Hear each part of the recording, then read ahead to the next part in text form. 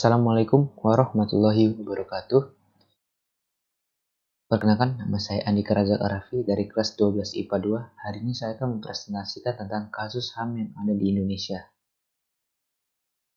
Sebelum saya melanjutkan tentang kasus HAM yang saya jelaskan, saya akan memberitahukan Anda tentang penjelasan atau pengertian HAM. HAM atau hak asasi manusia adalah sebuah konsep hukum dan normatif yang menyatakan bahwa manusia memiliki hak yang melekat pada dirinya karena ia adalah seorang manusia. Hak asasi manusia berlaku kapanpun, dimanapun, dan kepada siapapun sehingga sifatnya universal.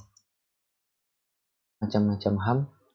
Satu, yang pertama ada hak asasi pribadi atau personal rights. Nah, hak asasi yang berhubungan dengan kehidupan pribadi manusia, contohnya hak kebebasan untuk bergerak, berpergian, dan berpindah-pindah tempat. Kedua, hak kebebasan untuk mengeluarkan atau menyatakan pendapat. Ketiga, ada hak kebebasan memilih dan aktif dalam organisasi atau suatu kumpulan. Yang keempat adalah hak kebebasan untuk memilih, memeluk, menjalankan agama, dan kepercayaan yang diyakini masing-masing. Yang kedua ada hak politik atau political rights. Nah, hak asasi politik ini berhubungan dengan kehidupan politik. Contohnya, hak untuk memilih dan dipilih dalam suatu pemilihan, hak ikut serta dalam kegiatan pemerintah, hak membuat dan mendirikan partai politik serta organisasi politik lainnya. Keempat, hak untuk mendapat dan mengajukan suatu usulan petisi. Yang ketiga ada hak asasi hukum atau legal equality rights. Hak kesamaan kedudukan dalam hukum dan pemerintahan, yaitu hak yang berkaitan dengan hukum dan pemerintah. Contohnya ada hak mendapatkan perlakuan yang sama dalam hukum dan pemerintahan. Yang kedua ada hak untuk menjadi pegawai negeri sipil atau PNS. Yang ketiga hak mendapat layanan dan perlindungan hukum. Yang keempat ada hak asasi ekonomi atau property rights. Hak asasi ekonomi ini berhubungan tentang kegiatan perekonomian. Contohnya itu hak kebebasan melakukan kegiatan jual beli, hak kebebasan mengadakan perjanjian kontrak, hak kebebasan menyelenggarakan sewa menyewa dan utang piutang, hak kebebasan untuk memiliki sesuatu, hak memiliki dan mendapat pekerjaan yang layak. Yang kelima ada hak asasi peradilan atau procedural rights. Hak untuk diperlakukan sama dalam tata cara pengadilan. Contohnya, hak mendapat pembelaan hukum di pengadilan. Hak persamaan atas perlakuan penggeledahan, penangkapan, penahanan, dan penyelidikan di muka hukum. Yang keenam, ada hak asasi sosial budaya atau social culture rights. Nah, hak yang berhubungan dengan kehidupan bermasyarakat, contohnya hak menentukan, memilih, dan mendapatkan pendidikan, hak mendapatkan pengajaran, hak untuk mengembangkan budaya yang sesuai dengan bakat dan minat. Latar belakang terjadinya pelanggaran HAM. Nah, latar belakang yang terjadi pelanggaran ini sering terjadi karena sikap egois dan mementingkan diri sendiri. Yang kedua, rendahnya kesadaran berbangsa dan bernegara, sikap tidak toleran, ketidaktegasan aparat penegak hukum, penyalahgunaan teknologi, sama penyalahgunaan kekuasaan. Nah, seperti contoh kasus yang saya jelaskan hari ini adalah tragedi 1965 sampai 1966. Nah, pembayangkan di Indonesia atau yang disebut tragedi 1965 sampai 1966 adalah peristiwa pembantaian terhadap orang-orang yang dituduh komunis di Indonesia pada masa setelah kegagalan kudeta gerakan 30 September atau yang bisa disebut G30 STPKI di Indonesia. Sebagian besar sejarawan sepakat bahwa setidaknya 1,5 juta orang dibantai. Pembantaian pun terjadi di Jawa, Bali, dan Sumatera.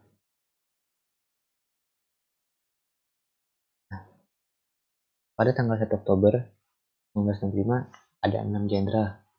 3 diantara dalam proses penjemputan paksa pada pagi hari, dengan 3 sisanya dan 1 orang perwira menengah pada sore hari.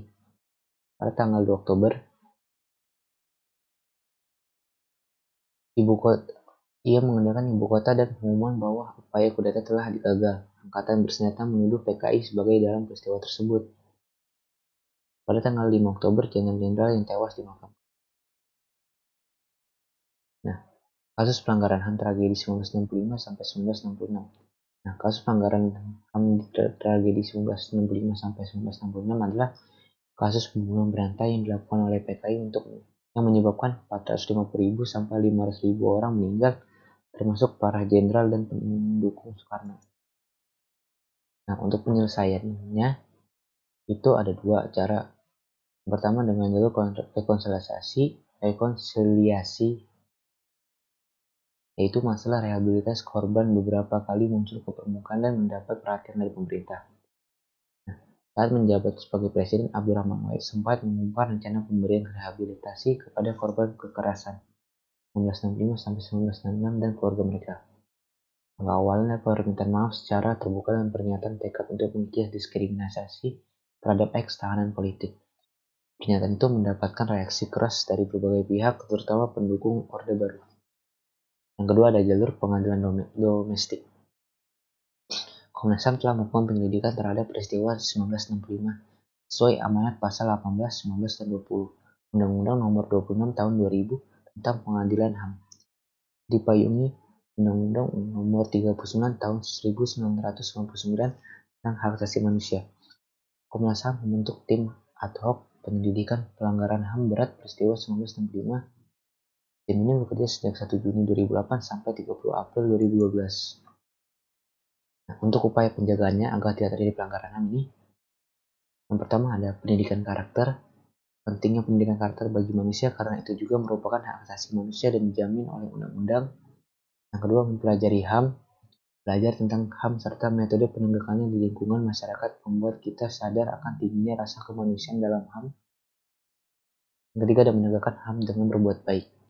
Bersikap ramah, jujur, adil, dan baik hati dengan sesama pencerminkan pribadi yang menjunjung tinggi HAM dan bersedia melaporkan suatu pelanggaran HAM ke pihak yang berwajib agar segera ditindak. Yang keempat ada meningkatkan persatuan dan kesatuan. Adanya rasa bersatu dan sikap nasionalisme sesuai sila ketiga, yaitu persatuan Indonesia membuat setiap orang memiliki rasa yang erat satu sama lain dan saling bergandengan untuk menegakkan HAM serta melakukan hal positif yang dapat meningkatkan kesatuan antar masyarakat. Nah, yang terakhir adalah melakukan pengawasan upaya penegakan HAM. Mengetahui siapa saja yang berwenang untuk melakukan penindakan dan mengawasi jika terjadi kekeliruan dalam penanganan pelanggaran HAM. Sekian dari saya, mohon maaf jika ada kekurangan dari saya. Wassalamualaikum warahmatullahi wabarakatuh.